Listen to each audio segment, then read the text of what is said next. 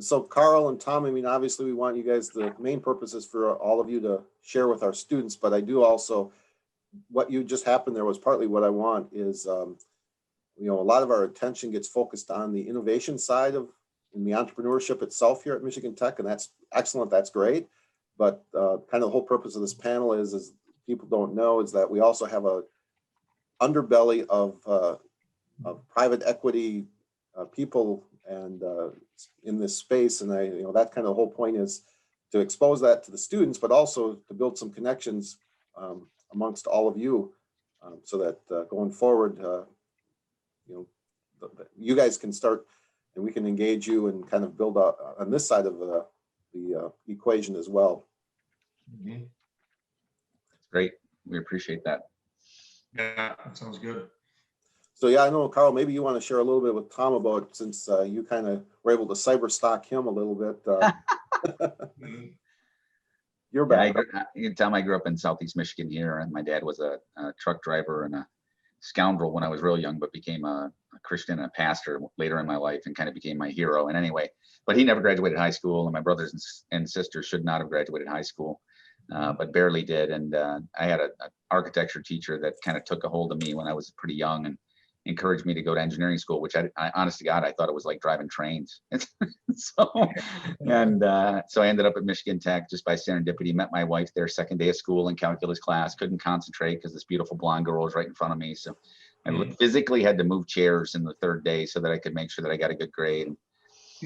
Came out of there back in '85, so a million years ago, and spent about 7 years in robotics at Fanuc Robotics here in Detroit. Was GM Fanuc Robotics then, and in Europe. I worked there for them a bit. And then when I transitioned out of there, I came back to business school. My wife was working at Beaumont Hospital. She was a BSMT up there. And she put me through grad school. And when I came out of grad school at Michigan, I went into consulting for just a little bit, investment banking for a little bit. And for the last 25 years, I've been here at Peninsula doing private equity investing. We started with $20 million of capital. Today, we manage about $2 billion across 7 funds, about 140 investments, about 100 exits, all later stage middle market companies that are needing capital for some transitory purpose. And it's been a fun ride. I had hair, none of it was gray. Now I don't have hair and all of it's gray. But other than that, it's honestly, goodness, I love what I do. I really don't plan to retire ever. I've been very blessed to be able to do some really cool things all over the world with orphanages and water projects and home for trafficked women and a number of other things that just really kind of are driving passion, and you got to have money to do it. So I feel like we're going to be doing this for a very long time. That's great. What size companies do you guys invest in, Karl? Revenue would probably start around 10, and in terms of the initial investment stage, we'd probably be at 50 as a big company for us. We've exited businesses that had, 120 million of revenue that we built through acquisition and organically, but we're lower middle market EBITDA between 3 and 6 to start. If we got into something that was bigger, the bigger funds would outbid us, and we typically wouldn't invest in those larger businesses just because they're in a little bit need of a little bit of professionalization. We'll do some stuff that's smaller than the bigger PE funds would do, and we're both debt and equity here, so we lead with debt, follow with equity, so mezzanine and common and preferred. How about your firm? I was trying to triangulate on it a little bit. Yeah. There's certainly some overlap. We call ourselves in being in the 1 to 5 million EBITDA space for new platforms. Call it 2 to 4. Just like you said, once we start getting into that $5 million range, it starts getting a lot more competitive. You see valuations go up. So that's where we primarily played. We've invested across all industries. So we've said we're industry agnostic, but over the years we started narrowing in more on niche manufacturing, and then what we call truly value-added distribution, where there's maybe a highly technical sale or some engineered service that they're providing. We're upper Midwest focused, upper Midwest guys. So all of our investments have been in Minnesota, Wisconsin, Indiana. Got it. You up there in that sector, do you do anything in the ag space, even in the technology side of ag? We have not. No, we have not done anything. The closest we've come, we invested in a food company a few years ago. Not one of our better investments, quite frankly. Yeah, it's an interesting industry because there's, like many other industries, many different ways to get killed, right, in the agricultural industry, and from crop prices to competing products to substitute products to tariffs. So you can tell I've had a few battle scars in that space. Yeah, yeah. So on the mezz side, do you do sponsor backed, mezz lending? We historically have not, and for Okay. mainly because the sponsors are looking for less from us as a partner than most non-sponsors would be. Usually mezzanine for someone like you is more a means to an end without you really needing us to help you maybe make the company better, and we feel like we're better fit for the founders and other folks that are doing mezzanine capital, but need a partner that can maybe be a little bit more of a buyout shop partner versus a traditional lend and walk away kind of partner. Mm-hmm. Sure. But our roots are there. Our roots of our firm come out of Churchill in Minneapolis, the old mezzanine group out of Minneapolis, and North Star out of Minneapolis as well. So the president was at both of those firms, and they did nothing but sponsored mezz. And when he came here, he was the guy that wanted to kind of break out of that space. So we haven't done a sponsored deal in 25 years. Wow. Yeah. Very familiar with the North Star guys. Yeah, so those guys we're all familiar with as well. Really good guys. They've obviously been very successful in their own right, providing capital to people like you. Yeah. I think they just raised a new SBIC fund, I believe. I think that's right. I think they're on fund 7 or 8 as well. Mm-hmm. So this is exactly Karl and Tom. This is exactly why partly of the purposes I want to welcome John Rockwell and Jeff Helminski, who also now joined us. And so I want to welcome everybody. We're still a few minutes early, so I still want to wait a couple minutes before we get going, but I just want to make sure that John and Jeff, again, part of my reason for wanting to do this was also, again, we have an underbelly of Michigan Tech alums that are in this space. So Michigan Tech, we love to produce the entrepreneurs themselves, but there's also the whole financing side of this. And so again, today's session is to kind of expose the students to that, but also even build a few network for you all, as Tom and Karl were just doing there. So Jeff or John, if you guys want to quickly say hello to each other or the other members.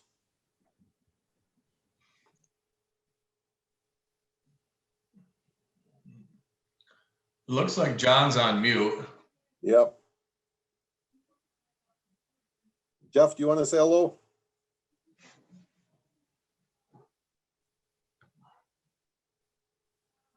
So, hey, sorry about that.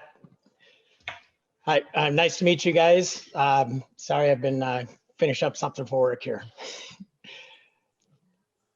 So, and Jeff, do we have you on audio too? I haven't heard Jeff yet. I'm still not hearing Jeff. Is it just me? Can't hear him either. Yeah, we can't hear him. I think he's looking for a solution. Okay. All right. Well, it is noon, and so I'm going to go ahead and get started. And well, I'm sure Jeff will hopefully can solve it, whatever, if Jeff's having some technical issue there.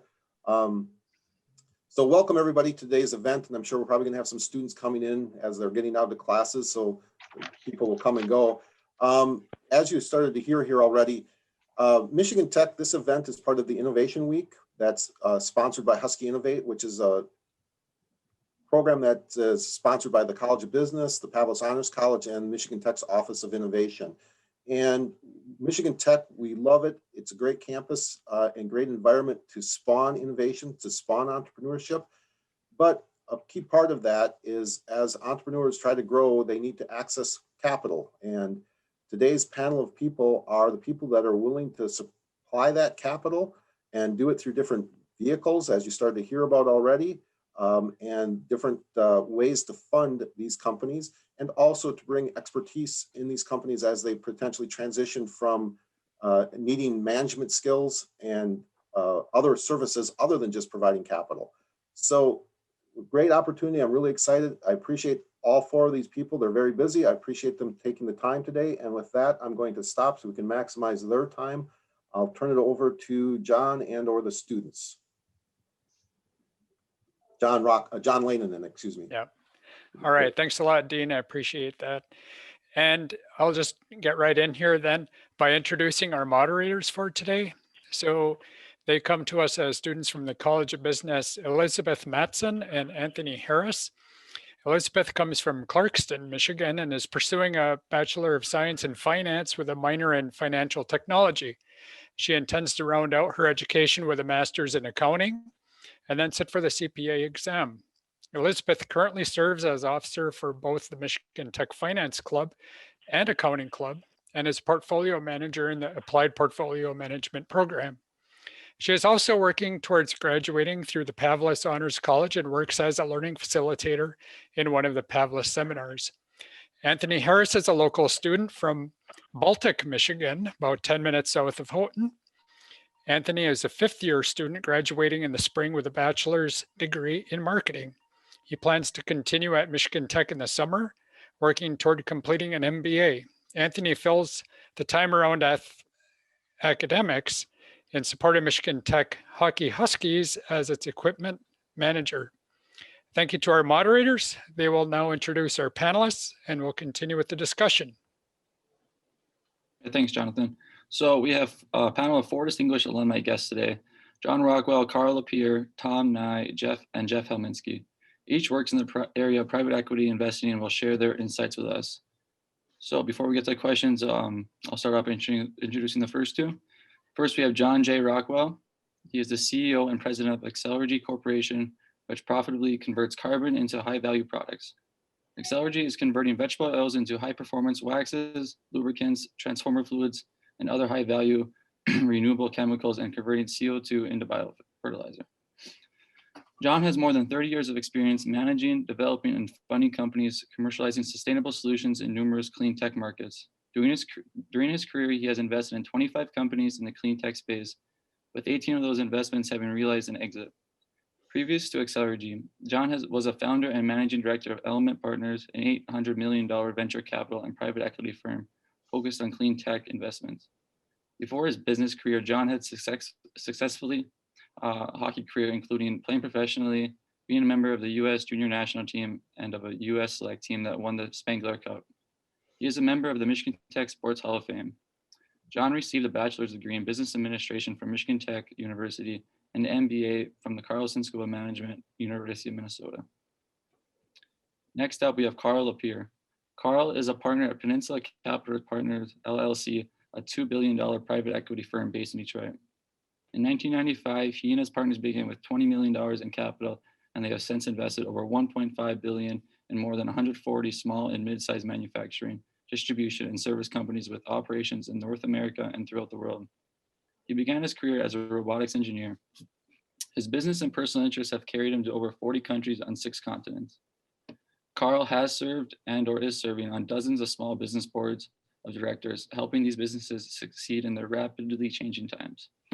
Immediately prior to joining his partnership, Karl worked as an investment banker and a strategic consultant. Karl is also an ordained pastor and has traveled throughout the world with his family to open orphanages for children in India and homes for women rescued from human trafficking in Nepal. He also has drilled water wells and installed large water purification systems in remote villages in Ghana, Nicaragua, and Peru, and give hope and encouragement to students of all ages in schools throughout Central and South America. Karl holds a bachelor's degree in mechanical engineering with high honor from Michigan Tech and an MBA with high distinction from the University of Michigan.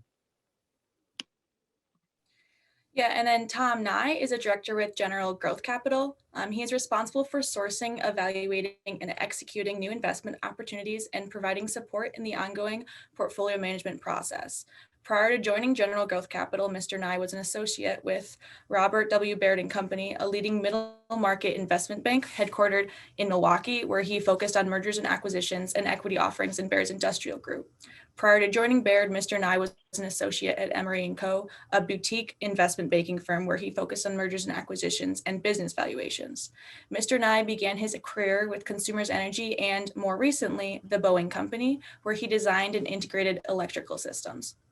Mr. Nye serves on or participates in the board of directors of all General Growth Capital portfolio companies. He is also a board member of the Midwest Business Brokers and Intermediaries Association. Mr. Nye graduated summa cum laude from Michigan Tech with a Bachelor of Science degree in Electrical Engineering, the University of Washington with a Master of Science degree in Electrical Engineering, and the University of Wisconsin-Madison with an MBA.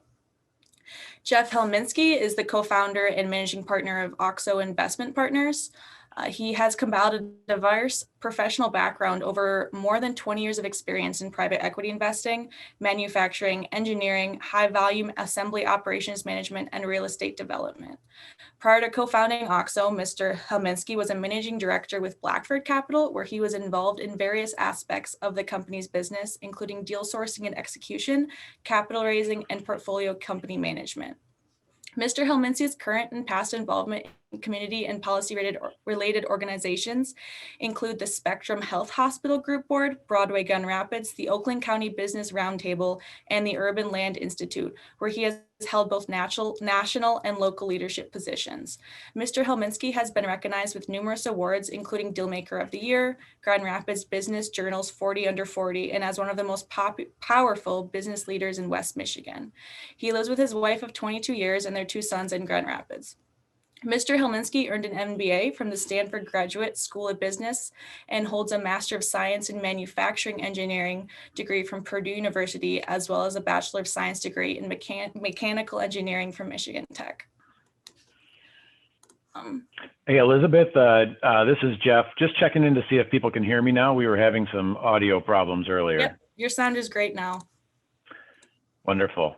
I appreciate you not pointing out that I didn't get any high distinctions or honors in any of my academic careers. So thank you for that. Well, since your audio is working, we can direct the first question to you. Does that sound good? I guess the spouting whale gets the harpoon, huh? Yeah, just starting off, what is private equity and how is it different than public investing? Sure. So private equity can mean a lot of different things depending on the way people use it. Broadly, I'd say it's a category of investing, or access to capital that generally encompasses everything that's not in the publicly traded world. So that could include everything from a small group of the attendees on the call today pooling some capital together and investing in a private venture of some sort. Though most people, when they use that term, are generally referring to a range of more sophisticated investing that goes from sort of the early stage stuff that others on the panel, particularly John, have an expertise in, it seems, to the later stage investments that we at Auxo and things like Tom focuses on that are existing companies maybe going through a generational transition. And that can include both debt investments and equity investments. So it's a very broad category. And when you think about how it compares to the public markets, unlike the public markets, the private equity side of the world has very low, virtually no liquidity on a regular basis. So they tend to be much more long-term investments. There tends to be, depending on the strategy of the firm, a much more active operational role than if you were to say buy stock in Apple or Tesla or General Motors. It's a much less efficient market, meaning that there's not easily accessible public data for people to both access and have the same set of information to work off of and to see daily trades happening of where people are setting a market. And I would say probably the last differentiating feature is that the regulatory environment is very different, where it's highly regulated in the public markets, and though not unregulated, there's a much lower level of regulation on the private equity side, particularly as you move down the scale of the size of the transactions, the number of investors, the amount of equity that you're managing.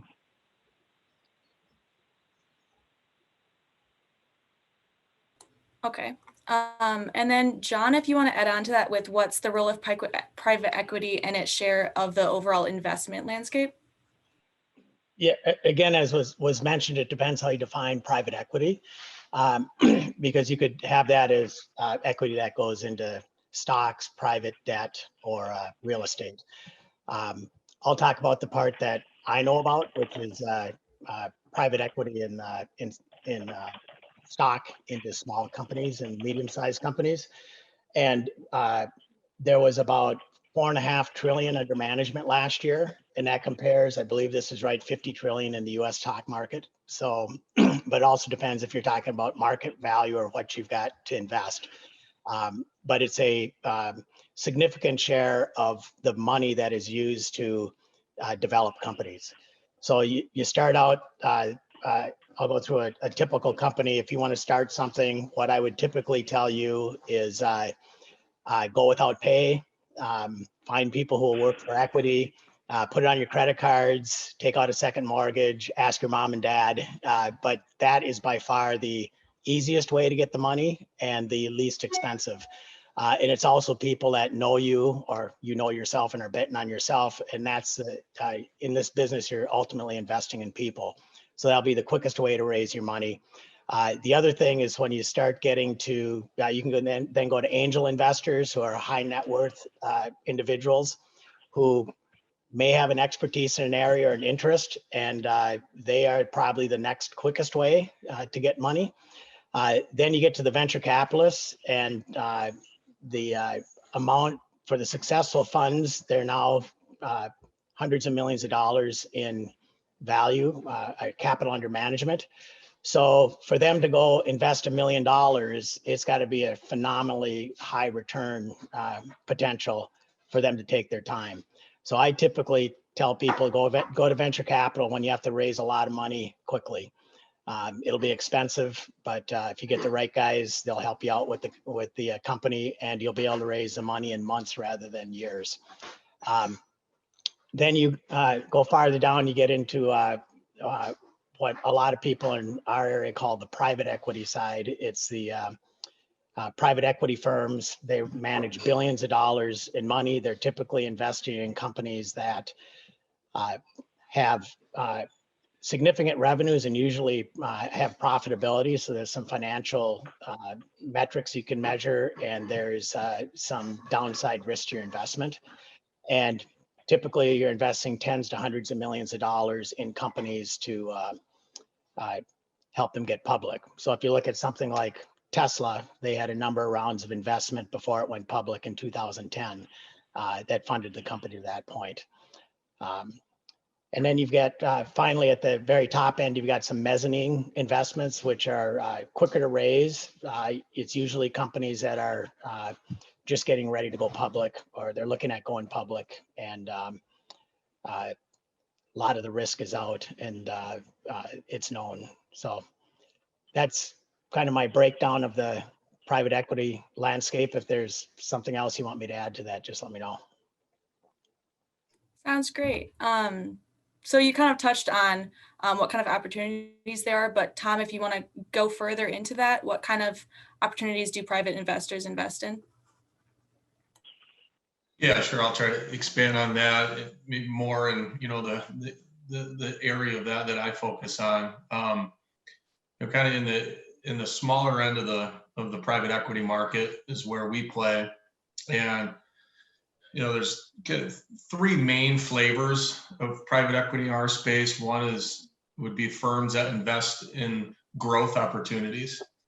So a company is seeking out capital, in order to grow, wants to maintain ownership, maintain control of the company, but wants outside, capital. It needs outside capital. Can't fund the business anymore himself. And maybe I'd step back a second too and say, in the sector of the private equity world that we play in are primarily companies that have been around for a little while. They have sales. They're typically cash flow positive, but they have sales anyhow. May not have earnings. So kind of the second major bucket, I'd say, would be turnaround investment firms. So firms that the only thing they look for is companies that are struggling, and they have the expertise, maybe a management bench where they can go in and help that business turn around. Whether it's through cost cutting, finding new markets to enter, whatever that may be. And kind of a third general category would be buyout firms. So that the firm that I'm at, we're a buyout firm. So we, when a business owner is looking to exit the company, or sometimes wants to stay involved in the company, but bring on a majority shareholder, they'll come to buyout firms such as ours. So the opportunities that we look for in the buyout space, then, segmenting it even further, generally come in two different, two different flavors or two main situations, call it. One, where the owner of the company has reached the point where he's ready to retire or ready to transition the business, and is looking for a buyer to come help him do that.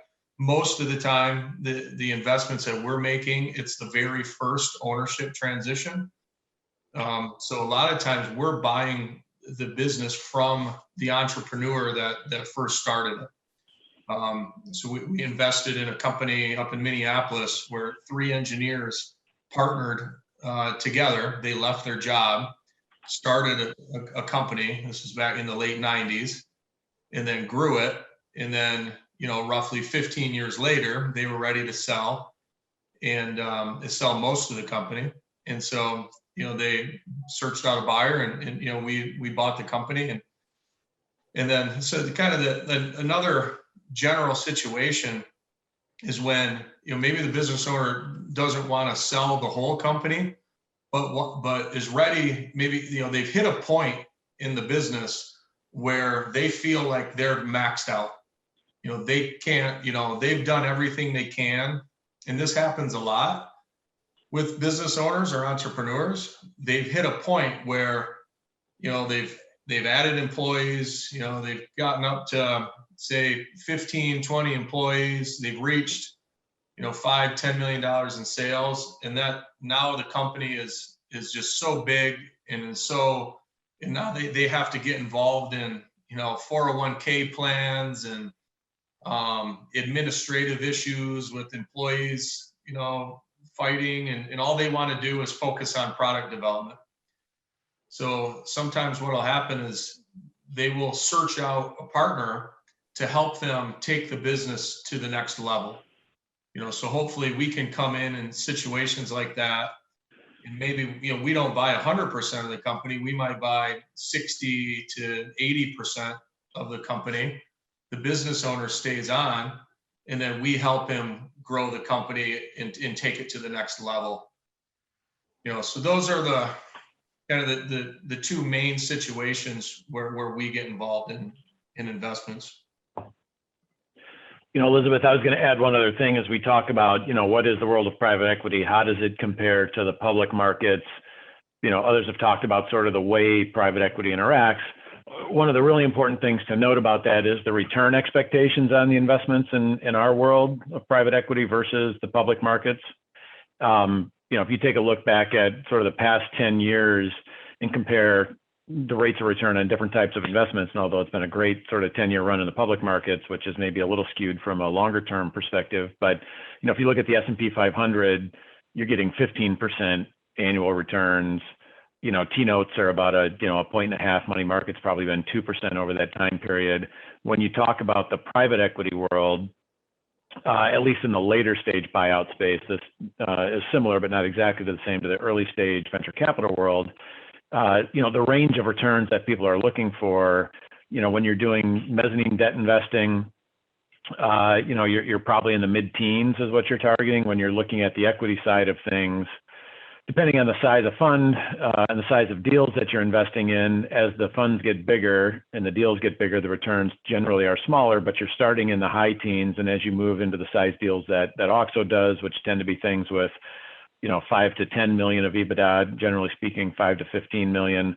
We're targeting, sort of mid 20% IRRs over time. And Tom can speak to what they're targeting. But generally, when you're looking at the smaller end of the scale, because there's a different risk profile of those smaller companies, you're looking for higher returns than what some of the larger firms might be targeting. Okay. Does anybody want to add on to any of that before we move on to the next section? Yeah, why don't I just maybe put it in perspective a little bit. I think when I was at Michigan Tech, and even when I went to Michigan's business school, 25 years ago, it was not clear to me that there are literally, if people don't understand this, hundreds of thousands of small middle market companies, medium-sized middle market companies all over the United States that are doing things that you wouldn't even recognize, right? You're driving through this industrial park and this guy's manufacturing aerospace parts, and that guy's doing automotive parts, and this guy's a distributor, and that guy's a service company. And every one of them have some need during the lifetime of that company for capital. And so for the most part, when we talk about private equity, it's transitory. right? So it's a business that's going from point A to point B. The money that needs to get them from point A to point B is not available to them from a bank. Otherwise, they would get it from a bank because it's a lot less expensive and it's lower risk. And so we think of this entire industry for the most part as transitory, with a rare exception of like a family office that might invest in something and hold it for 50 years. For the most part, in private equity, whether it's debt or whether it's equity, it's going to be transitory capital, and it's going to be used to get a company from point A to point B. That point might be you want to buy out two shareholders. There's a couple 70-year-old shareholders and a 45-year-old shareholder. 45-year-old's got a lot of money left, a lot of juice left in the tank, wants to keep working. The two 70-year-olds want to exit and go right off into the sunset and hit the beach in the Caribbean. And so they might raise some capital into the company to pay out those two older shareholders. It might be a growth financing. It might be a situation where you want to buy a competitor. Maybe you want to sell the business to your management team. But for the most part, we step in, all of us on this call that are in the private equity industry, we step in order to solve a problem that's one of these hundreds of thousands of companies all over the United States have, which is getting from point A to point B in some way where the bank won't give it to them. And these transactions can be both majority and minority, where you might not have to give up control of your company to achieve that transition from point A to point B. I guess that's the only thing I would add to what we've talked about so far. I may add one other thing that's really not in this part, and I'm not sure it comes up later on, but I'll take the other side when you're looking for money. As just mentioned, there's different firms invest at different stages. And a lot of the private equity firms are set up as partnerships. So they liquidate after 10 years, 15 years, but there's an end to it. So it is transitory. But if you're looking for money, and I think being in the private markets and owning and running your own company, it's some people think it's stressful. It probably is stress and responsibility, but it's also, you can do a lot of things. And for the people who like it, it's a great way to make your living. But I would, when you're looking at going out for money, a mistake I see with people that come to me is that you should go to people who know the area and are investing in the area that your business is in, and that they're investing at the stage that you're investing. So it's a match, because otherwise you're trying to fit a square peg into a round hole. And the final thing is I would try to find a way to get a warm introduction rather than just a cold call, because we're seeing so many deals. It's hard to get attention.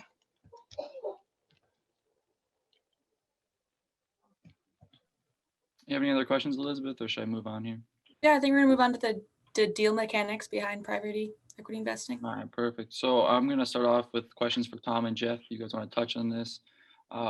So in a sense, how do private equity firms operate? You know, I could do such with raising funds, due diligence, etc.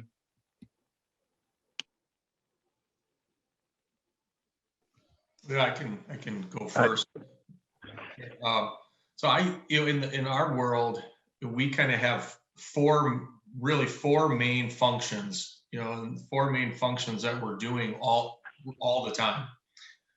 Some a little more sometimes, and others more other times. But the four main ones are fundraising. So that's us actually raising our money to invest, and make our investments. Just like an entrepreneur is looking to raise money, we actually have to go out and raise money ourselves. We find it obviously from different places, such as insurance companies, banks, corporations, wealthy individuals. But so there's that whole fundraising, process. Sometimes the fundraising process is to raise a fund. Just think of it like a mutual fund where you're then going to invest in, a portfolio of companies. Others raise the capital on a deal by deal basis. So when they find a company or an opportunity to invest in, they'll then go raise the capital at that point. So those are kind of two different, flavors there on types of, funds and fundraising. So after, say, you're in the fund approach, after you've raised capital, now you got to go find the opportunities. And so there's this whole process of, what they call deal sourcing. And deals can come from a number of different places. our deals and our end of the market come from small investment banks. Excuse me. They call them M&A advisors, merger and acquisition advisors, business brokers. Those names are somewhat interchangeable in our end of the market, but that's where a big bucket of them will come from. A business owner will go out and engage an investment bank to help him find a buyer such as us. You can also get deals from other types of advisors to companies, such as, the business owner's wealth manager, the business owner's corporate attorney, the business owner's accountant.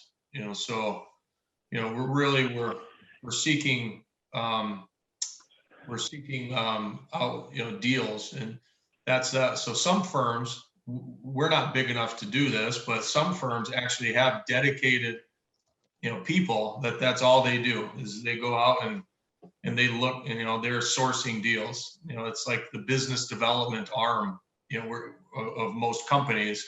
Some private equity firms have a business development arm that is seeking out deals.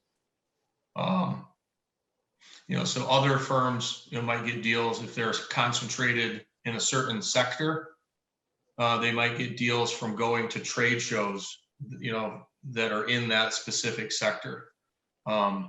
So there's that whole function, of the firm. And then once you find a deal opportunity, now, you go into the execution phase on executing on that deal. And so, the execution phase can take anywhere between, call it 3 and 9 months. I mean, some deals drag on longer depending on how buttoned up the company is, and if you find certain things in due diligence. But so you work on executing the deal, which would be negotiating a purchase price, other terms of the deal, and then once you have the deal kind of locked down, with a letter of intent or something similar, you then go into a due diligence phase. That's where you're basically confirming everything that you've been told about the company, essentially.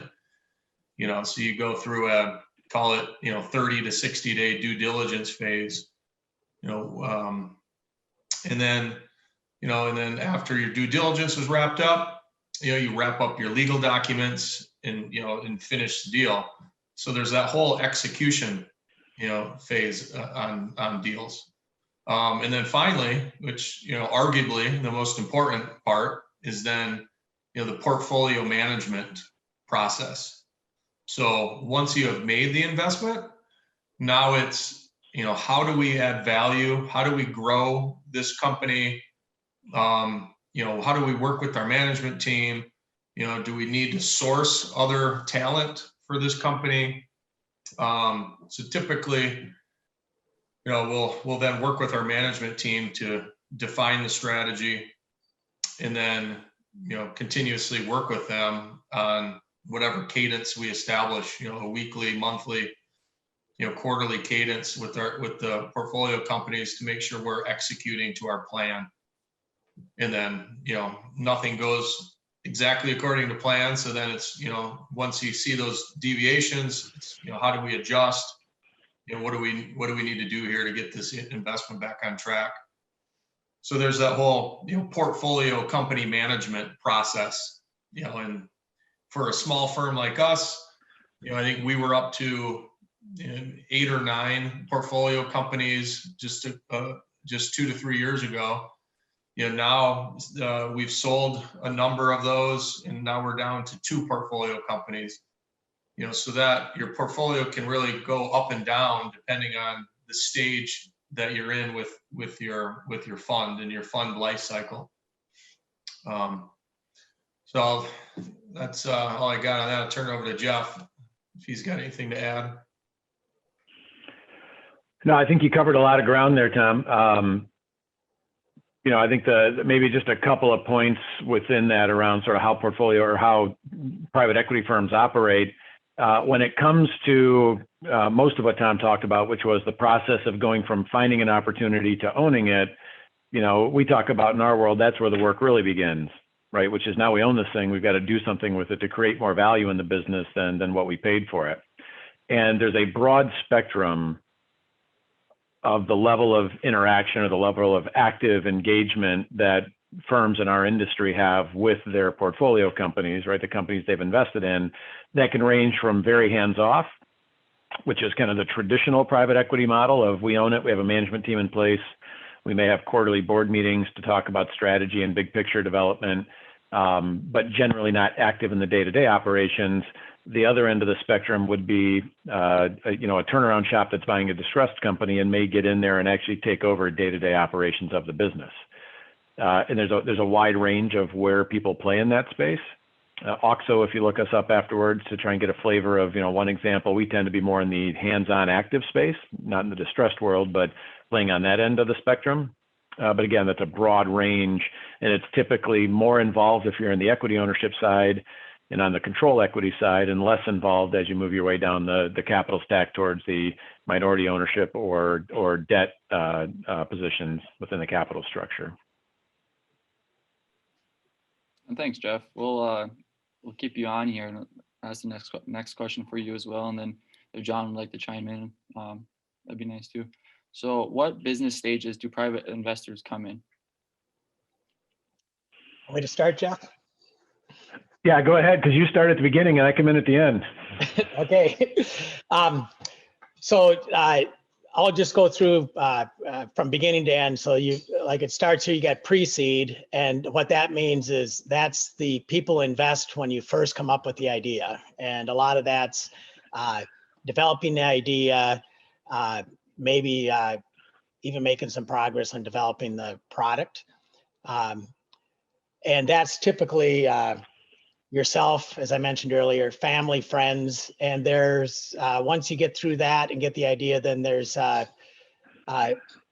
organizations set up in some of the tech centers and even around universities that are called incubators, and that's where you can go and get accounting support, maybe some marketing support, office space, and some of those incubators have funds that go along with them and invest a little bit into the company.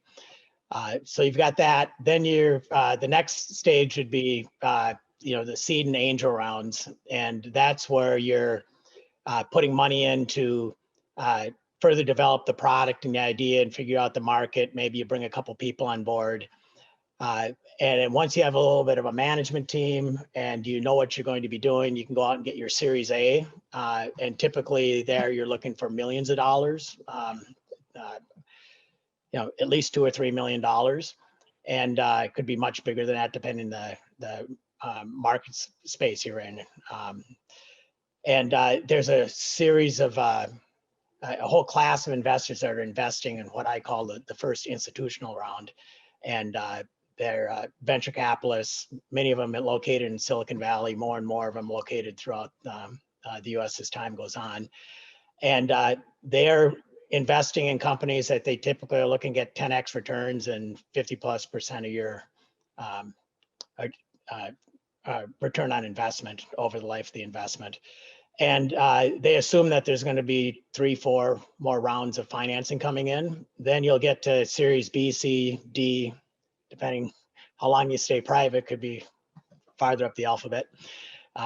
And those are the initial ones, like B and C, are typically, not always, but typically in companies that may or may not have a product fully developed, or to the point that they've got a product and they're just starting initial revenues. The B round, C round, D round is usually there's revenues, not profits yet. Or it could be that you've had problems with executing on your business plan and it's going slower than you want, and you have to raise a C round to do what you thought you were going to do on the B round. Then you get into, after that, then you get into what I call the smaller private equity type firms that are growth equity firms that I think it was Jeff was mentioning earlier, where you're investing in companies with significant revenues or profits. And then you can get into the mezzanine investments. And if you decide not to go public or sell to get your liquidity by going public or selling to a corporation, there's buyout funds that, as was mentioned earlier, will come in and buy out the whole company or big pieces of the ownership. Yeah, and John, I might add on top of that, just as a framework to think about this for the folks in the audience, what you're really talking about is thinking about where a company is at in its life cycle and its evolution, going from what John was saying in the pre-seed stage, which is, someone has an idea or a concept, to, the late stage buyout phase where Tom and I play actively, which is a company that maybe has been around for 3 generations or 103 years, is very well established. You can see a long history of how it operates. It's got profitability. You can underwrite that. And really, someone in our shoes is evaluating the risk associated with the company at every one of those stages along the way to think about how we price our capital or the rate of return that we would expect given the risk that we're taking in the investment, right? So as John said, that those early stage investments, they might be looking for 10 times their money and a 50% annual rate of return over a number of years. Whereas in the later stage investments that we're investing in, right, it's a very different risk profile for those businesses. And I'm looking for 3 to 4 times my money and a 20 to 30% annual rate of return. And so as you move through that spectrum, the capital gets less expensive as the risk in the deal is reduced because the company is more mature. It's got a longer operating history. It's got a more defined set of customers and revenue and profitability over time. So when you go beyond that sort of small growth capital stage that John was talking about, you start moving into the world of, I've got profits, I can afford to pay some interest on my debt if I were to borrow some, right? I might go to a group like Peninsula and say, I don't really want to issue more equity in my business. I've got the cash flow to support debt. I'd like some of your capital that's priced a certain way, versus if they need to sell equity, which is a riskier place in the capital structure, right? They might come to someone like us and say, hey, look, I'm willing to give up, a third or 70% of my business to get that capital for some need that we have for it. So it's really about that evolution of a company and its life cycle and the risk associated with the company at that stage or at that time when it's seeking that outside capital. And then, the market gets made when folks like us look at those and say, here's what I'm willing to price my capital at and ultimately pay you, this amount for your business or charge you this amount of interest on the debt I might lend to you. I might just get real quickly, I can give people an example of a company that I got involved with in just about 2 years ago now. But this is a typical thing that happens. A colleague of mine that I'd been involved in some deals before contacted me because he had a business that had a way to profitably utilize carbon, which is one of the things I know something about. And he came to me and I thought it was not a very good idea, but things had changed in the marketplace and we talked about it for 4 or 5 months. And he said, I finally said, this might be something that's worth taking a shot. Very high risk, but could be very, very big returns if it turns out right. So he and I basically just funded whatever we had to do for the next 6 months, got together a plan on what we're going to do in concept. And then we went out to some friends that we knew, and we raised $3 million in that round. That's usually a little bit more than you do, but we had quite a few contacts and there was interest. So we raised $3 million, and that was in what we call a safe investment. It's called a simple agreement for future equity. So basically, we're putting in but not pricing it. And now we're out and went out to do our Series A round, and we're raising $10 million in that round. And the company has done well, but has not quite hit all the milestones they need to close on that. So we've done what's called a bridge financing. So we've put together another $3 million, and to give us time for the guys who are going to invest in the A round to be able to get through their due diligence, as we talked about earlier, get through the due diligence and get us to the point where they're comfortable putting their money in. And I might say that our A round is really more like a B round, because we'll have the product developed and everything we need to do by the time we close that round. And then when we get done with that, the next thing we're doing is, and we're already starting to talk to these people because it'll probably be 9 months from now, we'll be going out to raise 25 or $30 million in the growth financing. So that's kind of how the process works. Thank you. All right, so the next question is for Karl. John just touched on it briefly, involving a safe type of investment. So Karl, if you could elaborate more on different types.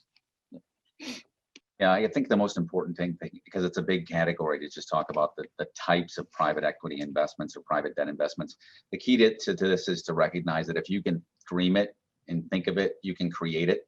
There really aren't any limitations whatsoever on creating a contract between two parties to provide capital to get a company from wherever it wants to go from where it is to wherever it wants to go. So if you think back to your accounting classes, you know, the entire right side of the balance sheet is available to you, right? So it can be senior debt, it can be subordinated debt, it can be equity, and it can be equity in 1,000 different forms. It can be preferred stock, it can be common stock, it can be convertible, it can be non-convertible, it can be participating, non-participating. And so as we begin to craft solutions, and I think it's probably one of the things our firm's most known for over 25 years, we provide all of that capital except the senior debt into the companies that we're involved with. So tell us what your need is. Let's take a look at each how much capital you have relative to your earnings, and let's establish where the risk profile sits. And there may be, as Jeff talked about, there may be the ability for certain firms to take on a meaningful amount of middle of the balance sheet debt because they can service high level interest costs. Like a mezzanine loan is typically going to have 12% current interest. You think about that, you've got to have strong earnings in order to be able to service that debt.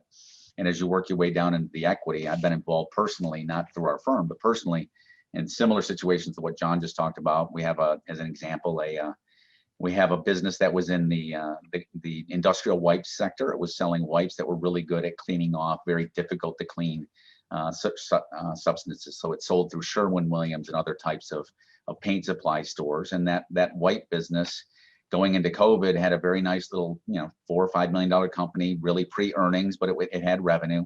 And we put a Series A round into that just as a partnership here personally. And then as the business grew, COVID hit, and the next thing you know, they were able to turn their production capacity over to 99.99% bacterial and virus killing wipes. And so the business went from Series A to a growth financing and skipped Series B, C, D, E, and F.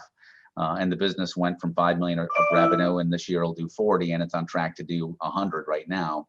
And so, what we had intended to do was something very similar to what John talked about, which was put in various rounds of equity capital at different valuations. Obviously, if the business is hitting its plan, it gets cheaper as you go further out in the second, third, and fourth round. But instead, it kind of leapfrogged 2 or 3 rounds of capital. And then we've had other situations where we put private debt into companies that really just needed working capital, and they didn't need really anybody to be an equity participant in the deal. So I think the key to this question is just to recognize, if you ever get into the private equity space, there's somebody out there in the private equity arena that can create an instrument to meet whatever need that you have. It's a matter of finding that party and identifying where the risk profile sits, and then getting a fair priced piece of capital. And you can get it from anywhere: angel investors, a clubbed up group of people. You can get it from private equity firms like ourselves. Awesome, thank you. So what are some common valuation techniques for private investment transactions? If Tom, we could have you touch on this. Yeah, sure. I think, you like a lot of people have probably learned about different valuation techniques in your finance classes, discounted cash flows and LBO models. But I think it really boils down to the type of investment that you're making, and to determine what valuation technique that you're going to use. So like in our world, we kind of run all of our investments on like a 4 to 7 year plan. We're a fund, as John alluded to earlier. We eventually have to exit out of our investments. So we'll typically hold our investments anywhere between 4 and 7 years. The life cycle of our fund is roughly 10 years, with a couple options to extend. And so, the primary valuation methodology that we use in our deals is a leveraged buyout analysis, an LBO model, which is typically it's basically, you invest, say $5 million today, you run the model, and in 5 years, after paying down the debt, growing the company to where you think you can grow it, here's what we can sell it for, and here's what our equity is worth, in 5 years. So that's the primary valuation method that we use. But, if we were going to be, longer term investments, and say, so there's a firm here in Milwaukee, their investment thesis is to never sell their investments. So what they want to do is, invest in companies for the long term, and hopefully dividend out cash flow to their investors, throughout the life cycle of the investment. And then maybe someday, if the market's really hot, or if it's just the right time, something's going on in the industry, maybe where the industry is consolidating, and it's just the right time to sell, maybe then they'll sell. So in that situation, they would look at the valuation of the company more in terms of a discounted cash flow methodology, to say, okay, if we invest in this business today, what is the return going to look like over the next 10 years, over the next 15 years, however long, they want to look out, based on the cash flows that we're going to get out of it over that lifetime.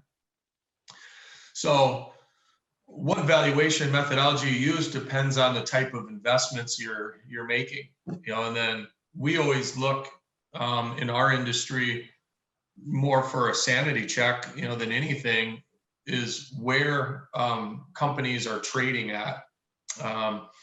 So if we're going to invest into a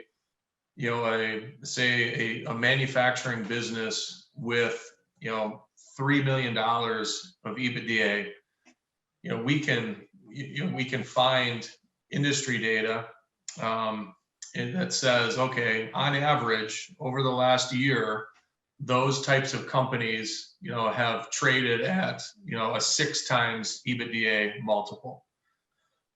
So that industry data is out there, in limited, quantity, but it's out there. And so you can look at that more for a sanity check and say, okay, companies in this space are trading for these multiples. At the end of the day, it still has to make sense. And it still has to, meet your investment return hurdles. As Jeff alluded to earlier, in our space, it's, call it, low to mid 20s, 20%, 25% IRR. But those are, I'd say the primary, methods that we use in our space. You get up a little bit in the true middle market, in the bulge bracket PE space, and they're, going to be looking more at public companies, public comparable valuation methodologies, because that's probably more, in line with what their exit strategies are. So that if they make an investment, into a company in this industry, well, they want to know that, okay, similar companies are trading at, 15 times earnings. And so, that's where we think we can sell it, if we do everything right here over the next few years. So they'd probably rely more on, what's happening in the public markets, today and historically.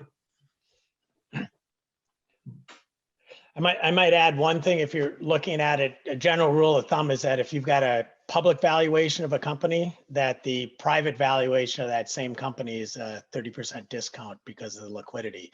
Could actually be more or less than that. So I think that gets to your point where if you're looking at being able to take it public or sell it, you may be able to get that discount back when it gets much bigger. But what you're doing is you're selling it to another person who's in the private equity area, where it's going to be another private company, correct? Yeah, we primarily sell our businesses to strategic companies, whether they're a standalone strategic company, like in the example I talked about earlier, with the three engineers. That was a company in the laser manufacturing, laser system space. So we sold it to a big public company, that manufactures lasers. In another case, we sold it to a strategic company, but that strategic company was owned by a private equity firm. But yeah, we're not, utilizing the public markets, to take our companies public when we exit them. We are selling them to, either another private equity firm, typically that owns a company already in that space, or to a public company itself. So I would like to ask all the panelists if they have anything else they'd like to add about deal mechanics if we move on to the private equity part. Yeah, I think the only thing I would add is I think Tom said it extremely well when he talked about 4 main areas that anybody in this industry focuses on day to day. So you've got the fundraising, you've got the deal sourcing, business development, you've got the underwriting, which I think and then you've got the portfolio management. I think the 5th piece of it is the exits. It's a significant part of anybody in a smaller firm like ours or his or Jeff's to create a pathway to successfully exit these businesses. So it depending on the time, I'm sure for Tom's business in the last couple of years, as they've exited a number of portfolio companies, that's been at points in time an all-consuming process to create the right pathway, to identify the right bankers, to establish a buyer's list, to go out and identify what the business might be worth, to develop a deck to present to investors, to get your management team ready to sell that, to position the company and eliminate all those blockages to maximum value. Do you have any holes in the management team? Do you have any financial issues? Do you have some liabilities that maybe you need to clean up before you actually go out and sell the business? It's a gigantic exercise, this 5th piece of the overall private equity world, to create a pathway to exit. Because you can make your money on the buy, but if you screwed up on the sell, you kind of gave up everything up that you did on the front end. And if you did a great job on the buy and you did a great job of forming the company and building the company and establishing very few warts on the business so you can maximize value, but you botch the sale process, you really don't achieve what your limited partners or your investors or you as personally, if it's a personal investment, what you wanted to achieve. So I wouldn't discount the exit piece of it because it's a ton of work. It's counterintuitive to a lot of people, but I actually get more nervous about making a mistake on the sale of the company than buying it, because you can only lose 1 time your money, but you can lose multiple times your money if you screw up the exit. Anything else? All right, Elizabeth, you want to? So we're going to move on to working in private equity. So how do people become involved in private investing, and then what kind of career opportunities come from involving private equity? If Karl and John want to take that on. I guess I'll give my personal story and maybe others can do the same. I think every pathway might be different, but I'll give my story and then maybe a typical pathway into private equity. So I had no idea what private equity was when I came out of Michigan Tech. I never sought to be in this industry. Spent 6 years in industry working in the robotic space after getting a mechanical engineering degree there. Went back to business school. My wife, who's also a Michigan Tech grad, put me back through school. So forever indebted for even creating a pathway to the space. And then when I came out of business school, this was a more traditional path into private equity. I began to work for a strategic consulting firm, spent a couple of years doing that, and then transitioned to an investment banking firm and did a couple of years doing that. Love that business because it's both those businesses because it's incredibly heady. You're constantly drinking from a fire hose, a ton of information that you need to synthesize to get to the right answer and provide either value to your consulting clients or to your investment banking clients where you're trying to match up a buyer and a seller of a business. And as an engineer, always loving the idea of learning something, right? But what I hated about the investment banking space was that once I found a buyer and once I found a seller and matched them up with one another, I stepped back from the process and never figured out how the marriage turned out, right? And so for me, it was really frustrating to be in a situation where you put all this time into getting to know an industry and a management team and all the competitors and the direction the business might go, and then the next thing you know, you're on to the next project. So there's 2 things I hated about it. That was number 1. Number 2 was you're really never on your own clock, right? So You're always driven to some degree by the client schedule where they need to desperately get something done to match up a buyer and a seller of business. And so there was a little startup firm here in Detroit with this firm that I'm at right now, 25 years ago, had $20 million of capital. And they reached out to me because I was competing with some of the founders of the business on the investment banking side. They had formed this private equity firm. And I instantly recognized that I'd rather be on the other side of the table writing the checks than going out to find somebody to write a check to match up two companies, buyers and sellers. And that's coming from investment banking into private equity is quite a typical path. Coming from consulting into investment banking is a typical path. Coming through an MBA, which allows you to transition from whatever your undergraduate degree was. I know people in this industry that have history undergraduate degrees, education undergraduate degrees, political science undergraduate degrees. So an MBA kind of gives you that fork in the road that allows you to really create a pathway into private equity. My personal story is that I came through an MBA program, then through investment banking to here. But we have people in our shop that came from commercial lending. We have people that came from public accounting. We have people that came from a 2-year internship at a different private equity firm. So I think the most important element of getting into this industry, if people are interested in it more than anything else, is just being really good at what you do at every stage of your life. So do well in undergraduate, get good grades, be at the top of your class, get into a good business school if you want to go back to business school and be at the top of your class. Whatever you do, just excel at it, because for the most part, people that strive to be in the space are looking for people that are outstanding at what they do, whatever that is, however you define it. Just, every day when you wake up, every minute of every day, just say to yourself, today I'm going to be better than anybody else in this space. And typically good things are going to happen. Let's see, I think there's a venture capital side and a private equity side. I ran the office for what's now a $54 billion private equity firm that was $500 million when I joined. So we were doing venture capital at first. So I'll start out with the private equity side first. Is that there's two paths. There's the there's the one that Karl was just talking about, where you go to school, you graduate. We would hire these guys. I would say they typically got into the schools I couldn't get into and got the jobs I couldn't get. So they went to like Harvard or Stanford. They worked for Goldman or McKinsey. And then they came and worked for us for a couple of years, and that's how they got into it that way. Then they typically went on to graduate school, and the ones that were stars with us would end up getting placed with other private equity firms after they came out of business school. So that's a very typical path. The one where I think probably more people get into it overall in the business is that you get involved in doing something that you're doing for a private equity firm. So I was working at 3M, and a guy who was running the venture capital program needed help in structuring the deal. And I was a analyst at the time, and none of the acquisition managers would do it because, unbeknownst to me, they didn't want to do it because top management at 3M was totally against equity investments. I didn't know that, so I went and did the deal for him. And he liked that, so he got me involved in the venture capital, helping support him on the venture capital side. It wasn't my job, but I did it on the side. And then I got to know some venture capitalists. I loved the business. I loved how people make stuff happen. And I eventually decided after a couple of years, I wanted to go into that business, and I couldn't do it at 3M, which I loved working at 3M, but I just had no career in venture capital there.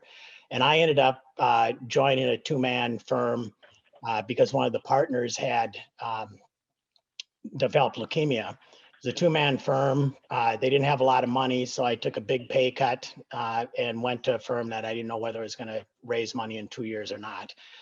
So sometimes you got to take a risk to get those positions.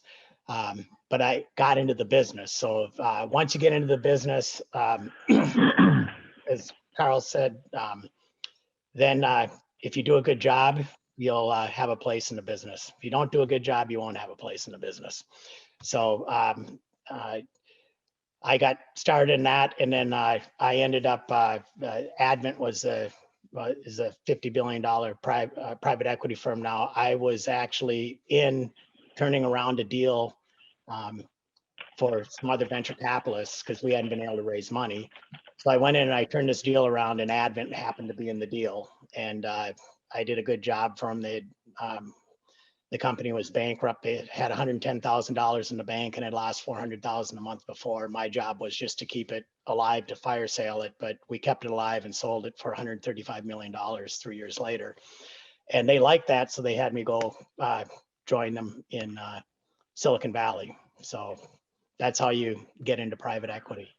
On the other way that you get into it is that you end up having a both private equity and venture capital, is that you end up, you may not, most of the time you're the CEO, but you may be a top technical person, but you get involved with a company that ends up being very successful. And the venture capital and private equity firms are looking for people who have operating experience and really know how businesses work.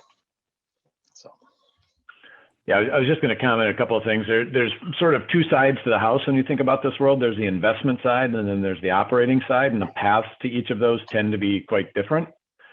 As Karl was talking about, his kind of spanned a little bit of both, but generally speaking, if you're coming up through the operation side, meaning working with the portfolio companies, you tend to come from either a consulting background or an operations background, some of like John talked about, right? And you'll sort of work your way up to a level where someone at a VC shop or a private equity shop will see you, get exposure to you and say, boy, that's someone I want that's got a skill set that's applicable to the kinds of companies we invest in. I want them on the team to work with the companies. The other side of the house that I think is more typically thought of when you think about the venture capital or private equity investing world is the investment side of that. And again, as Karl was saying, the feeder path into that tends to be the investment banking world. There's lots of circuitous paths. Mine is probably the most of anybody's, frankly, to end up where I'm at in a PE firm. But if you're thinking about this industry as a career path, I think there's a few things that are important to know and just consider as you think about how you build your career and where you want to invest your time and what kind of work you want to do. It's a relatively small industry in the grand scheme of things. So there are just not a lot of chairs, right, with people sitting in them in the investment world of private equity, venture capital, all things in that sort of arena. So know that it's a limited set of opportunities. The people that are attracted to it tend to be, again, as Karl was saying, the high performers, the type A personalities, people that are very driven to succeed. And in order to be successful, you've got to compete against the best every single day, right? You wake up in the morning and think, I've got to outcompete my competition today because they're going to work hard and I've got to work harder. And that's the environment that this is. So, to the extent, you're looking for a career that's got good work-life balance, this may not be the right industry for you. You're just going to be up against folks that think about the world differently. And as Karl said, wake up every morning saying, how do I be better today? Not how do I get through the day because I want to go play softball this evening, right? It's just, that's the nature of the competition that you're up against. So I would say know that about this space.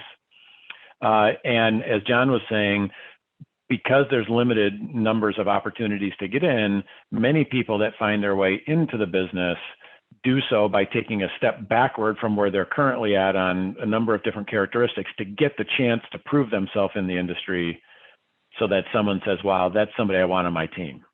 And so that's another dynamic that I think you would want to be aware of, recognizing that you may work yourself up to a point to get recognized and you may take a step back.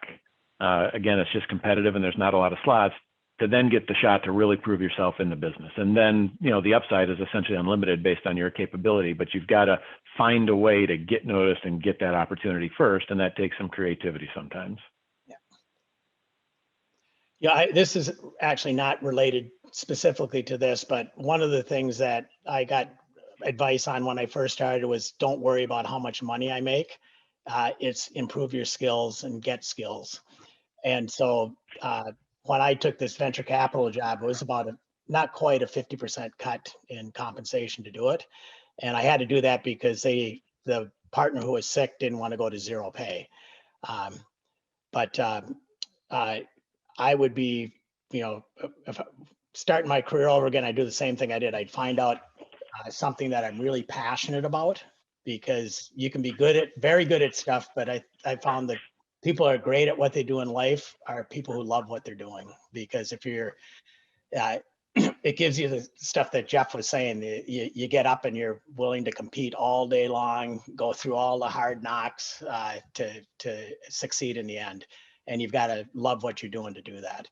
So that would be just in general is search and find something you love to do. And then develop all the skills you can to try and succeed in that career. There's probably a corollary to the idea that you don't worry about how much money you make. And I do believe in the end of the day, it will take care of itself. The corollary is don't worry about how much money the guy next to you is making. It really is important in this industry. Frankly, it's important in any role that you're in, to never be looking over your shoulder at what the other guy's doing, because if you take care of yourself, everything else is going to follow. And in private equity, the reason that many private equity firms don't get to 25 years of history like ours is because people get jealous of one another, that there's an infighting amongst the group. Some people aren't working as hard as others, and it's hard to hold together a bunch of type A personalities when I feel like I'm earning $1 million a year and he should only be making 200,000. We're making the same amount of money. So it's the corollary is don't worry about what the people next year are making either. Yeah, the last thing I was going to mention on this topic is, when you think about the skill set that makes people successful in this industry, it tends not to, and I'll speak more specifically about the private equity side, and this may be a little less true on the VC side around specific industry focuses, but it tends not to be the technical skills. And when we think about the people that we're hiring, the technical side of the modeling and doing that detailed financial work, that can be taught. Anyone that's reasonably intelligent can learn that with enough repetition. The thing that really separates people in our industry is the people skill side of things, the ability to be able to be flexible and creative, to work with incomplete information and be able to sort of see the picture when only some of the dots are connected, and make that judgment call when you don't have perfect information or complete answers. And to have that sort of business judgment about a situation that kind of all comes together with all those really soft things I just talked about to make someone a really good investor, or be able to find a solution to a difficult situation where you're working with a seller who's got, in some ways, maybe different financial goals than you do as a buyer going into a deal, and find a solution that works with everybody. That's really where you sort of make it or don't make it in this world. It's not around your technical skills of analyzing and developing a model of what different scenarios might result in one day. It's all those softer side of things. I would say from Michigan Tech, let's give Michigan Tech a shameless plug. I think the thing that you learn, whether it's on the engineering side or the business school side, is you learn how to think. You learn how to synthesize an incredibly diverse number of disparate pieces of information into a single outcome. And from our perspective in the private equity space, we really get paid fundamentally to make decisions, right? Is it a go or a no go on this investment versus this investment versus 10,000 other types of investments? So I always tell people that, Michigan Tech was fantastic at preparing me for this industry, even though it looks like it's a non sequitur, because the university taught me how to learn, how to synthesize information from a ton of different sources into a pathway where you pick the best outcome possible, and then you have the guts to make the call and make it happen. It's interesting because the people I described that we hired, I probably missed one. Most of them were valedictorians at their high school too. So, but the number one thing, there were two things that caused them to wash out and not advance. And the number one thing was just what you mentioned, was the inability to make a decision, because they're afraid of being wrong. And there's no way that you're going to know you're right at the time we have to make decisions. So that was one. And then the second one was that they had been in very, what I'll call ethical, high-class environments. And when they first had to deal with some of the bad people in the world, they had a hard time. And those are the two things that caused them to wash out. Well, I think we're going to move on unless Tom wants to add anything to this topic. If not, we're just going to move on to the future outlook. But Hoffen, if you want to say anything else. No, I'm good. Thanks. Okay, so I'll give it to Anthony now. Thanks. So the last question that we have before we can open it up to everyone else to see if they have anything for you guys. You guys can all comment on some different aspect of this as well. What are some of the current trends in private investing?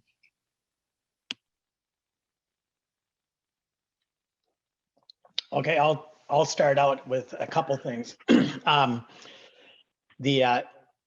This has been going on for years, but I think there's going to be more and more specialization in the private equity firms and the venture capital firms. It used to be 20 years ago in Silicon Valley, you could have a venture capital firm that was doing IT, healthcare, clean tech,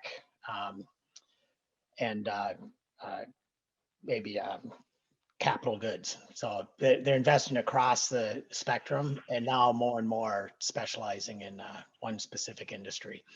Fund sizes are getting bigger. So if you're in the venture capital or the private equity side, it keeps getting bigger. So it gets harder to do the $1 million and $2 million deals and the smaller financings. And then there's been in the area I invest, there's been a huge shift the last couple of years in the interest in sustainability and in environmental, social, and governance issues at companies. And chief financial officers at companies like United Airlines and Microsoft and Amazon have all come to the conclusion that addressing those issues is good for their stock price. So it's changed that, and it's, I think, opening up an area that it's going to a lot of those solutions in those areas are now just starting to become competitive with the traditional solutions. So there's going to be a lot of investment opportunity in that space, I think, and not many people have been doing it.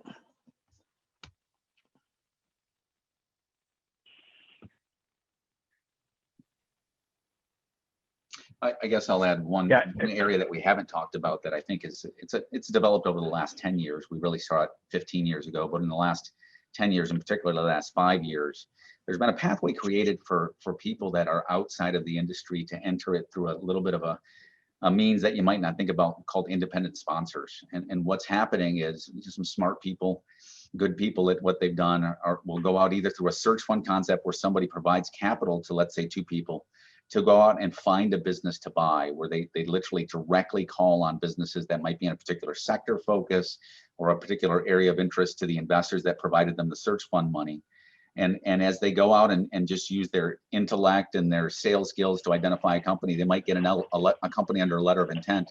These 2 individuals might buy their way into private equity by basically becoming an independent sponsor, where someone like ourselves, or maybe Tom's business does this, maybe Jeff's does this as well, but a lot of buyout shops will do this now. Well, they'll finance the acquisition of a business that was identified by a couple of individuals who receive a promote on the equity that's been provided by the capital provider. So the person that found the deal gets the deal signed up, might not even write a check, or they'll write a relatively small check, but they end up as an owner in a business, overseeing a company, get on a board of directors, come alongside of a private equity firm, and really don't invest a lot of money of their own along the way. We've actually backed 3 different groups. We've backed 60 to 70 different independent sponsors in the last 25 years, but 3 or 4 of them have actually become funds, where they actually got into the business. They had a really good exit. We have a couple guys in Chicago that we did this with back in 2009. They cashed a check for $17 million on the first deal we did with them.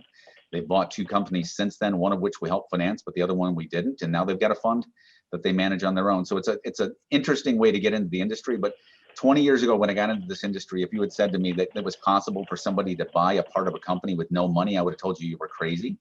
But in the last 5 to 10 years, this idea of independent sponsors coming in and identifying a business, finding somebody to finance it after they've got an LOI is a real thing, and it happens every single day. Yeah, I was going to say trends in the industry that I think are out there from a big picture standpoint is, again, keep in mind that the folks that you're talking here today, we all tend to play in, what they refer to as the lower middle market, kind of the small end of the company size and the fund size of the market. The private equity industry or the venture capital industry is enormous, and there are a lot of big players in the space. And at Auxo, we think we're good at what we do, and we like what we do, and we've got big plans to grow. But where we stand today is, we're just a speck on the map. I think trends in the industry are that the big are continuing to get bigger, and the major providers of capital, which tend to be big institutional investors, pension plans are the biggest. They are reducing the number of managers that they're investing with, and they're culling their relationships down to fewer and fewer all the time. So they're picking obviously the top performers. And what that is starting to result in, and I think will continue to accelerate, is some of what Karl was talking about, is some of these shops in the middle that maybe didn't get re-upped because they weren't quite in that top quartile in terms of performance. They don't get their next fund, and some of the mid-level folks at those firms say, gosh, I've got to go out and figure out a way to do this on my own then if my firm's not going to get re-upped. And so they branch off and either raise a fund or do the independent sponsor model.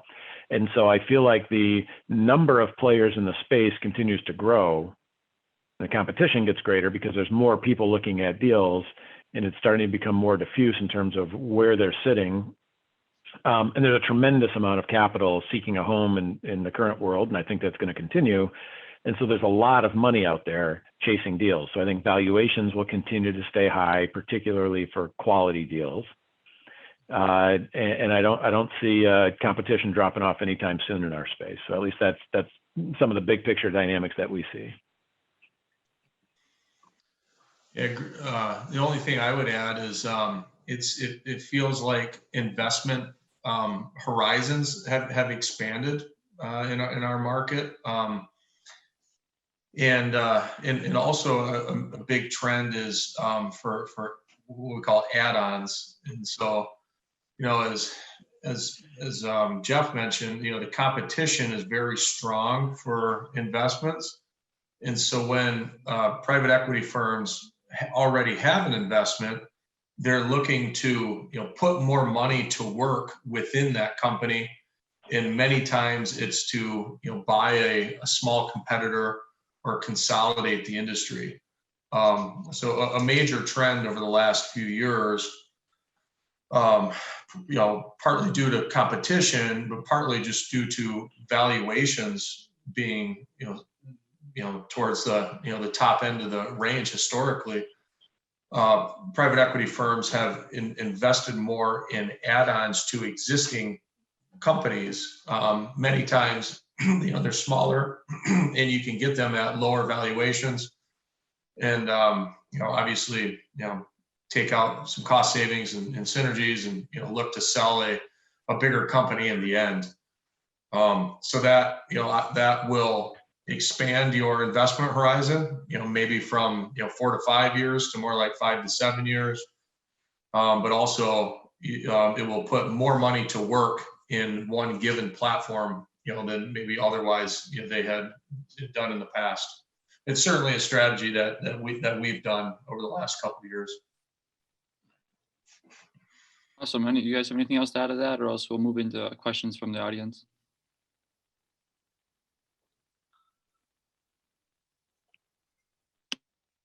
Looking forward to the hard questions. All right. Benjamin asked, I'm the CEO of a software startup here in the UP. We are weeks away from our first anticipated pre-seed income from a state pre-seed fund. What advice would you give to a first-time CEO on how to set up the company for a good exit in the future? What high-level stops would you advise we take, and what major missteps would you caution against? That's a John question. Yep. Okay. I would, if I was at that stage starting the company, I have a saying that everything is building a team. It's kind of like building an athletic team. It's building your team to execute. So when I'm at early stages like that, I spend a lot of time making sure I get the right management on board. I look for, if I'm not the CEO, if I'm hiring a CEO, I look for a CEO that there's two main things I look for. They're super passionate about the company that he's leading. And then he's got leadership skills, because he's going to have to lead the company through some tough times. The second thing, so I look at it's all about who I bring on board. Who would I bring on board as my CTO, VP of sales and marketing? How do they fit with the team? And the second thing I look at is who do I bring on board as investors? And I will go without getting paid, and I will go without being able to do things in my business to avoid taking capital from the wrong person. And the wrong person is just someone who may want to give you capital, but doesn't have your long-term objectives. He may think you may want to build the company for 10 years, and he may want to fund it and develop the product and sell it to a bigger company in 3 years. And if you take money from them, you're just going to end up, and it's not bad that you may want to do that, but I spend a lot of time on who I bring into the company. The second thing I would do is I would have my idea on what I want to do, and I would get my product out into the market and get feedback from the market. And then I would not have any, I'd want to be very intellectually honest. And if my idea isn't the best idea, I would, for what the market is, then I would pivot very quickly and adapt, change what I'm doing to meet the needs in the marketplace. I think if you ask some other things, if I raise money, I will always take more money than I need if it's available, because it's hard to raise money. So there's been a lot of times when I've been in a deal, we might be raising $5 million and we've got $8 million in interest. I'll take the $8 million and take the extra dilution. So I could probably talk the rest of the time all day on what I would do, but that's probably enough for now. Thank you. Dean said the liquidity of private equity was discussed. Can you discuss the concept of public shell companies?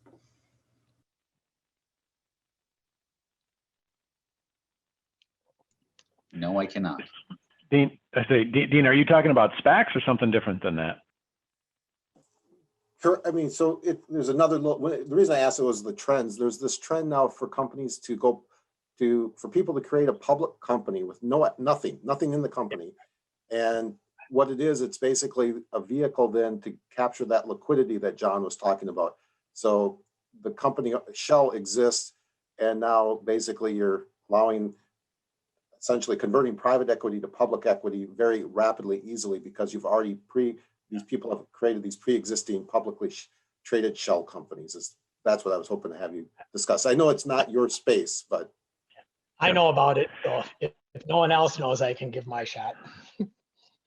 Yeah, I know a bit about it. I know some guys that have done a couple of very successful SPACs, but it's not a world we play in. So John, if you're more in tune with that, please go ahead. Yeah, I'm not sure how much more I'm tuned at him, but I know about it because I have a couple of friends that have done it. So what was the question again? So I make sure I answer the right part. So John, all I was really interested in is you were talking about that ability of a 30% discount because of liquidity, the difference between, and how, yeah, that's what I was trying to get to talk. Got it. So where I've seen SPACs used, and it's again in the sustainability space, they've been used a lot recently. And the advantage is that people go out and they set up a public shell, so it's already a public company. And then they're registered, they got tradable stock, and then they buy a company. It gets put at I'm sure there's different ways to do it, but the way my friends have done it is that they end up getting acquired by the SPAC. They all get locked up just like they're a private company going public. Their shares get locked up, and then they do a public offering with those shares. So you essentially, there's two things. You get that 30% discount, but what's happening in the sustainability space, and I'll give you a friend of mine invested in a electric vehicle battery company 2 years ago. His fund got shut down by its investors, so he had no ability to invest any more money. And he wasn't the lead investor, but he's a major investor. About a year and a half ago, he was worried that he was going to lose all his money. They make batteries for electric vehicles, and he called me up in November asking for some advice. And his advice was, this battery company was talking about had gotten acquired by a SPAC, and he had a 54x return on his investment because it was in the electric vehicle market. Because of Tesla, there's been some very high valuations.